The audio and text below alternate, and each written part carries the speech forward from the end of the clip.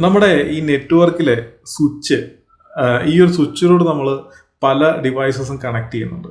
ഈ കണക്ട് ചെയ്ത ഡിവൈസസിലോട്ടൊക്കെ എങ്ങനെയാണ് ഈ സ്വിച്ച് ഡേറ്റ ട്രാൻസ്ഫർ ചെയ്യുന്നത്, അല്ലെങ്കിൽ എങ്ങനെയാണ് ഈ സ്വിച്ച് വർക്ക് ചെയ്യുന്നത് നിങ്ങൾ എപ്പോഴും ചിന്തിച്ചിട്ടുണ്ടോ? അതായത് ഞാനിപ്പം ഒരു പി സി എടുത്തിട്ട് ഞാനൊരു സ്വിച്ചിൽ കണക്ട് ചെയ്തു, എന്നിട്ട് അടുത്തൊരു പി സിയിൽ നിന്ന് ഒരു കേബിൾ എടുത്തിട്ട് അതേ സ്വിച്ചിൽ തന്നെ കണക്ട് ചെയ്തു.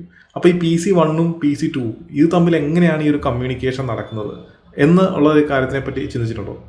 ഇല്ലെങ്കിൽ ഈ ഒരു വീഡിയോ കണ്ടു നോക്കുക, അതിൻ്റെ ഡീറ്റെയിൽസ് താഴെ ഡിസ്ക്രിപ്ഷനിലുണ്ട്.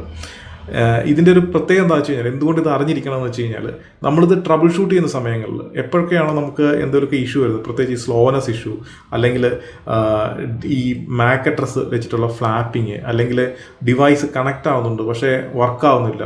സോ ഇങ്ങനെയൊക്കെയുള്ള സാഹചര്യങ്ങളിൽ നമുക്ക് കൃത്യമായിട്ട് ഇതിനെ ഒന്ന് ഐഡൻറ്റിഫൈ ചെയ്യണമെന്നുണ്ടെങ്കിൽ നമുക്ക് ഈ ഒരു കാര്യം അറിഞ്ഞിരിക്കണം. എങ്ങനെയാണ് ഈ L2 ലെവലിൽ അല്ലെങ്കിൽ ഒരു സ്വിച്ച് ലെവലിൽ എങ്ങനെയാണ് ഈ കമ്മ്യൂണിക്കേഷൻ നടക്കുന്നത്.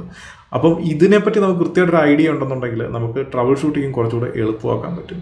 അപ്പം അതിൻ്റെ ഡീറ്റെയിൽസ് നമ്മുടെ ഈ ഒരു വീഡിയോയുടെ താഴെയുണ്ട്. ജസ്റ്റ് അതിലൊന്ന് കയറി നോക്ക്, കണ്ടു നോക്ക്. പ്രാക്ടിക്കലി ചെയ്ത് കാണിക്കുകയാണ്.